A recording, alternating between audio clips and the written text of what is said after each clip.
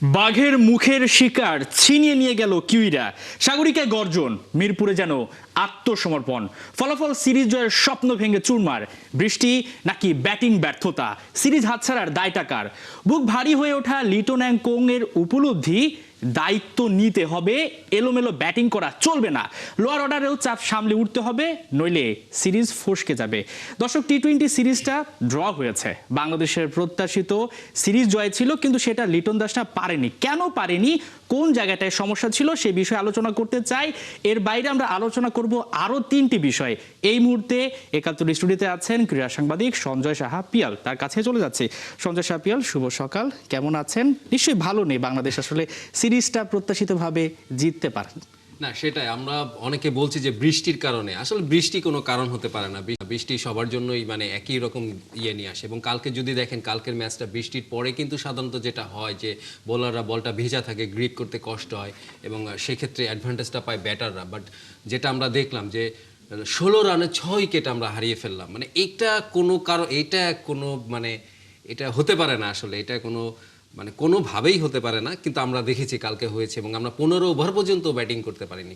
তো লিটন যেটা কালকে প্রেস কনফারেন্সে বলেছেন এবং তিনি একটা সহজ সরল স্বীকারোক্তি দিয়েছেন যে আমাদের অন্যান্য দলে যেটা দেখা যায়, যারা স্পিনাররা খেলে তারা কিন্তু অলরাউন্ডার হিসাবেই খেলে, তারা ব্যাটিং করে কিছু রান দেয়। কিন্তু আমাদের এখানে যারা স্পিনাররা খেলছেন, এবং তিনি নির্দিষ্ট নামও বলেছেন যে রিশাদ খেলছেন, মেহেদি খেলছেন এবং নাসুমের কথা বলেছেন, তারা কিন্তু শুধুই বোলিং করছেন, তাদের কাছ থেকে দল আরো রান আশা করে। তো এই জায়গাটাই কিন্তু আমরা শুরু থেকেই বলেছিলাম, তিনি যে লিটন যেটা বলতে চাচ্ছে যে লেজে সমস্যা, আমার মনে হয় যে লেজ না, শুধু মুরো এবং লেজ দুটাতেই সমস্যা আছে, গন্ডগোল আছে। আপনি যদি শুরু থেকে করেন, মুরো থেকে দেখেন, আপনি দেখেন আমাদের ওপেনিং পেয়ারে যারা খেলছেন যে দুজন, তানজিদ তামিম কিন্তু কালে কালে কম হলো না, বেলা অনেক গড়িয়েছে। তিনি গত 3 বছর ধরে নিয়মিত ওপেন করে যাচ্ছেন দলের হয়ে, অথচ আমরা এই 3 বছরে কিন্তু মাত্র একটি বার আমরা 200+ রান করতে পেরেছি। এবং চেস করতে গেলে তানজিদ তামিমের কিন্তু আমরা দেখেছি তার স্ট্রাইক রেট 8-এরও নিচে, গড় 8-এরও নিচে। এবং লাস্ট এই সিরিজটার কথা যদি বলি, দুটো ম্যাচে আপনি দেখেন সে 26 রান করেছে, বাট তার স্ট্রাইক রেট বিলো 100।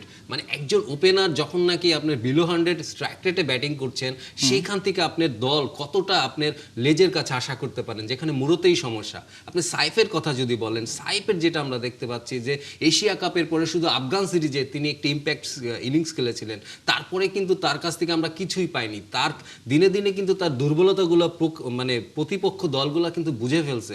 তিনি কিন্তু আপনি দেখেন, আপনি এই লাস্ট আমরা যে ম্যাচটিতে তিনি আউট হলেন ডাউন দ্য উইকেটে এসে, একটা ওপেনার যখন ডাউন দ্য উইকেটে এসে 4 মারে 6 মারে চেষ্টা করে, বাউন্ডারির চেষ্টা করে, তখন আপনার বুঝতে হবে তার কনফিডেন্সের অভাব আছে, তিনি প্রপার শটগুলো খেলতে পারছেন না। এবং সাইফের কিন্তু দিন দিন এই জিনিসটা খুব খোলা বইয়ের মতন হয়ে গেছে, তার এই দুর্বলতাগুলো সবাই ধরতে পারছে। তো এইখানটাতে এই মুহূর্তের সমস্যা আছে। এবার যদি আপনি লেজে আসেন, লেজে দেখেন 7, 8, 9 এখনকার ইয়েতে আপনি আফগানিস্তানে ওমর জায়ের মতন একজন পেসার, তিনি কিন্তু ব্যাটিং করতে পারেন। আমাদের কিন্তু সেই অপশনটা নাই। তার কি আপনি 6 আর 5, 6 জন ব্যাটার 5 জন বোলার নিয়ে খেলছেন। তো এইভাবে আধখানা একটা দল নিয়ে টি-20 ক্যাম্পেইন করা যায় না। তবে লিটন যেটা ইঙ্গিত দিয়েছেন যে নেক্সট ওয়ার্ল্ড কাপ যেহেতু আমাদের অস্ট্রেলিয়া এবং নিউজিল্যান্ডের মাঠে, সেখানে হয়তো স্পিনাররা খুব সুযোগ পাবে না, আপনি সেখানে পেস অলরাউন্ডারের উপর তিনি জোর দিয়েছেন। এবং তিনি কালকে একটি সাংবাদিকদের একটি চ্যালেঞ্জের মতন প্রশ্ন করেছেন যে আপনার একটা বেছে দেন না নাম্বার 7। আমার মনে হয় যে এখন আমাদের মিডিয়ারও আসলে তাহলে তিনি দায়িত্ব দিয়ে দিয়েছেন সিলেক্টরে, আমরাও কিছু নাম বলতে পারি। আপনি যদি 7 নম্বরে বলেন, আপনি যদি একজন স্পিন অলরাউন্ডার খুঁজতে চান, লিটন যেটা খুঁজতে যাচ্ছে, আপনি যদি ওল্ড বয়েজ ক্লাব থেকে আপনি মোসাদ্দেকের কথা ভাবতে পারেন। মোসাদ্দেকের তো আপনার বোলিং আমরা দেখেছি, তিনি বোলিং স্পেল করেন, 4 ওভার বোলিংও করেন এবং ব্যাটিংটাও পারেন। মোসাদ্দেক আছে, আপনি শুভাগত হোম, যার কথা আসলে কেউ ভুলেই গেছে। আপনি কিন্তু ঘরোয়া ক্রিকেটে কিন্তু তিনি ভালো অফ স্পিন করেন, আপনি ভালো রান করতেছেন। আপনি যদি নিউ এজের কথা বলেন, নিউ এজে কিন্তু আমাদের আন্ডার-19-এর 2টা ছেলে আছে, স্বাধীন ইসলাম, তিনি কিন্তু লেগ স্পিন করেন এবং ব্যাটিংটাও ভালো করতে পারেন। তার সঙ্গে জীবন নামে একটি ছেলে আছে, পারভেজ রহমান জীবন, তিনিও কিন্তু অফ স্পিন করেন, সাথে ব্যাটিং করতে পারেন। তো আমি 4টা নাম বলে দিলাম। এখন লিটন যেটা বলছে যে সবারই আমার মনে হয় যে এরকম করে নাম দিয়ে সিলেক্টরদের একটু হেল্প করা উচিত, যে দলটা যাতে ওইখান থেকে 6-7 সাংবাদিকরাও কি তাহলে সিলেক্টরের জায়গাটা নিচ্ছে কিনা? হ্যাঁ, সিলেক্টরের বেতন কিন্তু আপনার 4 লাখ টাকার মতন। তো আমার মনে হয় যে সাংবাদিকদেরও তিনি যেহেতু একটু দায়িত্ব দিয়ে দিয়েছেন, আমরাও চ্যালেঞ্জটা নিতে পারি। যে তার মানে আছে হয়তোবা তাদের সিলেবাসে নেই, কিন্তু সিলেবাসের তারা বাইরে তো ওই থেকে সিলেবাসে যেতেই চায় না, তারা তো ঘুরে ফিরে সেই ওই কয়েকজনের ভিতরে মানে এই সিনিয়র কোটাটার কারণে কি এটা হচ্ছে এরকম এটা আপনি বলবেন? দেখেন তানজিদ তামিম তাকে 2 ফরম্যাটে সে নিয়মিত খেলছে সাদা বলে, এখন তাকে টেস্টেও নেওয়া হয়েছে। তো তিনি কি করলেন, টেস্টের ছোঁয়াটাই তিনি এখন মনে হচ্ছে টি-20তে নিয়ে আসছেন। আপনি গত 2টা ইয়েতে সে বিলো 100 স্ট্রাইক রেটে ব্যাটিং করছে। আপনি ওয়ান ডেটা খেলছে তিনি, টি-20-র মতো স্ট্রাইক রেটে আমরা যেটা দেখি, এবং আপনি যেটা বলছিলেন যে যখন আসলে টার্গেট নিয়ে খেলে তখন এক রকমের তানজিদ তামিম, কিন্তু যখন আসলে টার্গেট দেয় বা ফার্স্ট ইনিংসে ব্যাটিং করে তখন আসলে তার মধ্যে যেন অন্যরকম একটা ব্যাপার কাজ করে। হ্যাঁ, তার দুর্বলতাগুলা কিন্তু প্রতিপক্ষ দলগুলো এবং বড় মঞ্চে কিন্তু তিনি কখনোই রান পান না। তিনি 2-3টা ওয়ার্ল্ড কাপ মনে হয় খেলে ফেলেছেন, তার কিন্তু কোনো রান নেই। তো আমার মনে হয় যে এটাও ভাবা উচিত যে ও সিলেক্টর যারা আছে, এখন সিলেক্টর যদি এটা কাজটা না করতে পারে, আমরাও নিতে পারি মিডিয়া, আপনি বলেন, আমরা চ্যালেঞ্জ দিয়ে দিচ্ছি, আমরা কয়েকটা নাম বলে দিই। সেটাই আসলে আমরা অন্যান্য দলকে দেখি যে তারা এ টিম, বি টিম, অর্থাৎ তাদের অনেকগুলো বিকল্প টিম থাকে, এবং সেই টিমগুলো এমন হয়েছে, আপনি যদি 2014 সালে ফিরে যান, ভারত কিন্তু বাংলাদেশে এসে যে দলটা নিয়ে খেলেছিল সেই ম্যাচগুলো আমাদের জেতার কথা ছিল, কিন্তু সেই সময় কিন্তু আমরা হেরেছিলাম।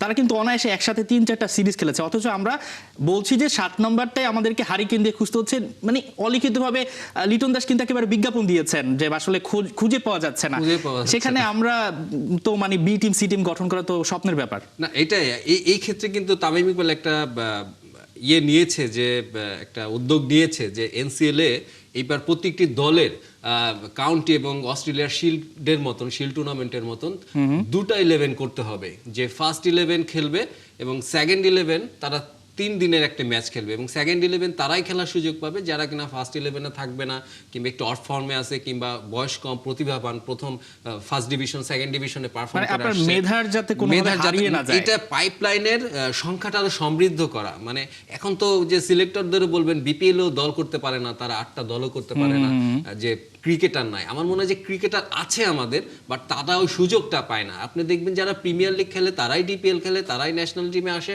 বাট যারা এর বাইরেও অনেক ক্রিকেটার আছে তাদের সেই প্রতিভাগুলোকে আসলে ঘরোয়া লিগেও আসলে দারুণ একটা সুযোগ দিতে হবে। আমরা একটু বোলিং সাইডটাতে যেতে চাই। শরীফুল দুর্দান্ত একটা স্পেল করলেন, কিন্তু আসলে দিন শেষে সেটা ব্যর্থ হলো। তাহিদ হৃদয়ে একটা রান করেছিলেন, কিন্তু সেক্ষেত্রে সেটা আসলে এখানে আলোচনা আসে না, কারণ বাংলাদেশ সিরিজটা জিততে পারেনি। এই টিমের বিপক্ষে যদি বাংলাদেশের এই হাল হয়, যেখানে আমরা সাগরিকায় তাদের একটা গর্জন দেখলাম, এখানে এসে তাদের হুট করে অধঃপতন, ব্যাপারটা কিরকম যে নিজেদের ঘরের মাঠ, আসো আমাদের মাঠে দেখো, আমরাই অনেক কিছু রাজা, এই যে এই ধরনের মন মানসিকতা, এটাই কি বাংলাদেশকে হারিয়ে দেওয়ার মূল কারণ কিনা? আমার মনে হচ্ছে কালকে আরেকটি জিনিস ফ্যাক্ট খুব কাজে দিয়েছে, মনের ভিতর তাদের কাজ করেছে, সেটা হলো যে তারা কিন্তু ম্যাচটি শুরু হয়েছিল কিন্তু আপনার মেঘলা আকাশ নিয়ে, এবং 2টা দলই আপনার কিন্তু তাদের পরিকল্পনায় ছিল যে যে কোনো সময় বৃষ্টি আসতে পারে। সেই ক্ষেত্রে ফার্স্ট যখন টসের আমরা ব্যাটিং করতে পাই, তখন কিন্তু আমার মনে হয় যে আমরা একটা প্রথম ধাক্কাটা খেয়েছি, যে আমাদের প্ল্যানিংটা ছিল না যে বৃষ্টি আসলে ঠিক কত রান করলে আমরা নিরাপদ, এই জন্য সবাই এসে মারতে চেয়েছে, বাট তারা বুঝতে পারেনি যে ঠিক কত। আমার মনে হয় যে তাদের মাঠটা ছিল না, পড়াশোনাটা একটু ঘাটতি ছিল কিনা। আমার মনে হয় স্টাডি, টিম ম্যানেজমেন্টের যে স্টাডি তারা শীটটা দিয়ে দেয়, সেখানে হয়তো বা প্ল্যান বি সি এরকম কাজ করেনি, কিংবা ছিল না। মানে এর মধ্যে অল আউট হয়ে যাওয়া, এটা কি খুব একটা ভালো দেখায় কিনা? অবশ্যই টি-20তে মারমুখী খেলতে হবে, অল্প বলে বেশি রান তুলতে হবে, কিন্তু আপনি যখন নিউজিল্যান্ডের, আমরা যেটাকে বলছি বি সারির দল, এবং সেখানে আমরা 15 ওভারও ব্যাটিং করতে পারলাম না, এটা তো একটু নিঃসন্দেহে ভালো দেখাচ্ছে না। সেটাই বললাম, আপনি যখন বৃষ্টির আগে একটা প্ল্যানিং এ তারা খেলে গেছে, এবং বৃষ্টির পরে আপনি দেখবেন সময় পেয়েছে, তারা মনে হচ্ছে যে এলোমেলো প্রত্যেকটা বল, পরপর 2 বলে 2টা উইকেট পড়ে গেছে আমাদের। তার মানে কি, মানে যে আসছে সে প্রথম বলে চার্জ করতে চাচ্ছে, এবং এখানে সাইফুদ্দিনকে আমি বলবো, সাইফুদ্দিন এত বছর পরে সুযোগ পেল, গত 1 বছর ধরে সে কন্টিনিউ করছে, তিনি কিন্তু তার উপর যে আস্থা, তিনি একদম তার প্রতিদান দিতে পারছেন না, এবং তিনি কিন্তু আমরা জানি যে 130-এর মতন বোলার, মানে অর্ডিনারি একজন পেসার বলা যায়, তার ভেরিয়েশনগুলো আমরা খুব একটা নেই। তো সেই ক্ষেত্রে তার কাছ থেকে দল ব্যাটিং আশা করে, আরেকটু ব্যাট চাই আমরা, হার্দিক পান্ডিয়া চাই না, আমরা ওমর জাই চাই না, বাট আমরা এমন কিছু চাই যে কিছু রান করবে, দলের বিপদের সময় একটু রান দিবে। তিনি কিন্তু বারবার এটা ব্যর্থ হচ্ছে। আমার মনে হয় এই পজিশনটা তো আমাদের ক্রিকেটার খোঁজা উচিত। নিঃসন্দেহে লিটন দাস যেটা বললেন, আমরা গতকাল দেখেছি তামিম ইকবালের সঙ্গে তিনি ম্যাচ শেষে কথা বলেছেন, হয়তোবা অ্যাজ এ বড় ভাই হোক কিংবা বিসিবি প্রেসিডেন্ট হোক, তার কাছ থেকে একটা পরামর্শ নেবেন, সামনে যে টি-20 সিরিজগুলো আছে সেখানে এই ভুলগুলো তারা শুধরে আবার মাঠে নামবেন। আমরা একটু ডিপিএল প্রসঙ্গে যেতে চাই। ডিপিএলটা শুরু হচ্ছে, যে ডিপিএল নিয়ে অনেক বেশি কথা হলো, অনেক ক্রিকেটার আসলে এর উপরই নির্ভর করে, তাদের রুটি রোজগার যেটা। তামিম ইকবাল আসলেন এবং তিনি দ্রুত ক্রিকেটারদের সঙ্গে বসলেন এবং ক্লাবগুলোকে তিনি রাজি করাতে পারলেন। আমরা এবার বেশ কিছু ব্যতিক্রম উদ্যোগ দেখতে পাচ্ছি, যেটা তামিম ইকবাল হয়তোবা ক্রিকেটার হওয়ার কারণে বা তিনি যেই সময়টা ক্রিকেট খেলছেন সেই কারণে হয়তোবা তিনি এই বিষয়গুলো অনুধাবন করতে পারছেন। 6টি মাঠে 12টা দলে খেলা হবে এবং সবচেয়ে ব্যাপারটা হচ্ছে ক্রিকেটাররা যে মাঠে যে খাবারটা খাবেন ম্যাচের সময়, সেই পার্থক্যটা আমি যদি একটু এইভাবে বলি, ভাত মাছের পরিবর্তে গ্রিল চিকেন, রুটি, আগে গরু মাংস যুক্ত ছিল। অর্থাৎ ক্রিকেটারদের ফিটনেসের ব্যাপারটা খুব বেশি গুরুত্ব দেওয়া হচ্ছে। আমি তামিম ইকবালের কথাই যদি বলি, গত বছর তিনি ডিপিএল এ হার্ট অ্যাটাক করেছিলেন। অর্থাৎ এই বিষয়টা তিনি হয়তো তখন থেকেই মনে রেখেছিলেন যে যদি আমি কখনো আসি আমি এই জায়গাটা গুরুত্ব দিব। ওভারঅল তার ডিসিশনগুলো কেমন লাগছে? একদম, এটা তো অ্যাকচুয়ালি চমকের মতন। মানে ডিপিএল এ এখন আর ভাত ঘুম হবে না। মানে ওই যে একটা কালচার ছিল আসলে ভাত খেয়ে একটা ঘুম ঘুম ব্যাপার, দুপুরবেলা একটা ঘুম আসতো এবং বিকেএসপিতে নিরিবিলি জায়গা, দর্শক থাকে না, মিডিয়াও কম থাকে, অনেকেই কিন্তু এটা করে। এবং এবার আমার মনে হয় যে ডিপিএল এর পাত থেকে তো ভাত উঠে গেল, সঙ্গে আপনার ডাল হয়তো থাকবে, আপনার আলু ভর্তা এবং গরুর মাংসের ঝোল। এই যে রসনা বিলাস, ডিপিএল এর এই রসনা বিলাসে আসলে একটা কাটা পড়ছে। সেখানে আপনার কন্টিনেন্টালের মতন খাবার চলে আসছে, রুটি থাকছে, গ্রিলড চিকেন থাকছে। আমি কিন্তু তামিম ইকবালকে দেখেছি এর আগে, অনেক সময় বিদেশ ট্যুরে তাকে দেখেছি, তিনি এবং সাকিব, তাদের ভিতর কিন্তু এই একটি ব্যাপারে খুব মিল ছিল। তারা দুজন কিন্তু আমরা দেখতাম যে বিদেশে কোথাও গেলে পরে অন্যান্যরা যখন নাকি ইন্ডিয়ান রেস্টুরেন্টে ভাত খুঁজতো, ওরিয়েন্টাল খাবার খুঁজতো, তারা দুজন কিন্তু কন্টিনেন্টাল খুঁজতেন এবং তারা দুইজন দেখছি একসঙ্গে করে এই কন্টিনেন্টাল খাবারগুলা খেতেন এবং অনেক ক্রিকেটারদেরকে তারা খুব উদ্বুদ্ধ করতেন, চলো এটা খাই, টেস্ট করি। কিন্তু আমাদের তো আসলে ভাতের পরে একটু দুর্বলতা আছে। আমার মনে হয় যে ডিপিএল এটা একটা ভালো সিদ্ধান্ত এবং শুধু এটা ক্রিকেটারদের না, এটা আমার মনে হয় যে সাংবাদিকদেরও তারা প্রোভাইড করতে পারে। সাংবাদিকদেরও তো ঘুম এসে যায় ভাত খাওয়ার পর, রাইট। মানে ওভারঅল সাংবাদিকদের একটা ফিটনেসের দরকার আছে, তারাও মাঠে ঘাটে দৌড়ান। আমরা যদি আরেকটু যুক্ত করি, এবার রিজার্ভ ডে রাখা হয়েছে যেহেতু বৃষ্টির সময় খেলাটা, এর আগে যদি খেলাটা হতো হয়তো বা বৃষ্টির একটা সংখ্যা থাকতো না। এবং সেই সঙ্গে বলি রেলিগেশন বাদ, এবং সবচেয়ে বড় ব্যাপারটা হচ্ছে আমরা যদি বলি যে আইসিইউ যুক্ত যে অ্যাম্বুলেন্স গুলো সেটা থাকছে, খরচটা অনেক বেড়ে যাচ্ছে। কিন্তু দিন শেষে তিনি দেখছেন যে একটা ক্রিকেটার যদি মাঠে অসুস্থ হয়ে যান,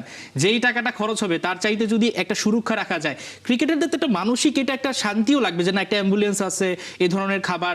ডিপিএলটাকে স্ট্যান্ডার্ডে নিয়ে যাওয়ার চেষ্টা করছেন তামিম। একদম একদম একদম। আমি যেটা বলতে চাচ্ছিলাম যে আইসিইউ সম্বলিত যে অ্যাম্বুলেন্সটা, এটা আসলে তামিম ইকবালের একটা আমার মনে হয় যে খুব দারুণ একটা উদ্যোগ। এবং এটা শুধু ক্রিকেটার না, ওই মাঠে যারা থাকবেন, দর্শক হোক, মিডিয়া হোক, সবার জন্য আসলে এটা একটা ভালো একটা ব্যাপার। এবং এবার ডিপিএল আরেকটি যেটা ব্যাপার চালু হচ্ছে সেটা হলো যে ফোন সুইচ অফ বা ফোন বন্ধন থাকবে, একদম বিপিএল এর মতন। আপনি আগে আমরা যেটা অনেক দেখতাম আর কি এবং শুনতাম যে ম্যাচের মাঝে কিন্তু ফেসবুকিং হতো, অনেক ইয়ে হতো, মানে আউট হয়ে আমি প্যাভিলিয়নে চলে আসলাম, আমি ফেসবুক ব্যবহার করছি এই সময়টায়। তো এবার কিন্তু আসলে ওই বিপিএল এর মতন ফিক্সিং রোদের একটা বড় ব্যাপার এখানে কাজ করবে। থেকে নেমেই ফোনগুলো জমা দিতে হবে, শুধুমাত্র ম্যানেজারের হাতে থাকবে। এবং আরেকটি ব্যাপার যেটা আমার ভালো লেগেছে যে এবারই প্রথম মোট সবচেয়ে বেশি 6টি মাঠে কিন্তু আমাদের এই ডিপিএলটা হচ্ছে এবং এই 6টি মাঠে হওয়ার কারণে প্রত্যেকটা রাউন্ড কিন্তু একদিনেই শেষ হয়ে যাচ্ছে। আপনার প্রত্যেকদিন 6টি করে ম্যাচ হচ্ছে, এই জন্য রিজার্ভ ডে রাখা যাচ্ছে। তো এটি একটা ভালো ব্যাপার।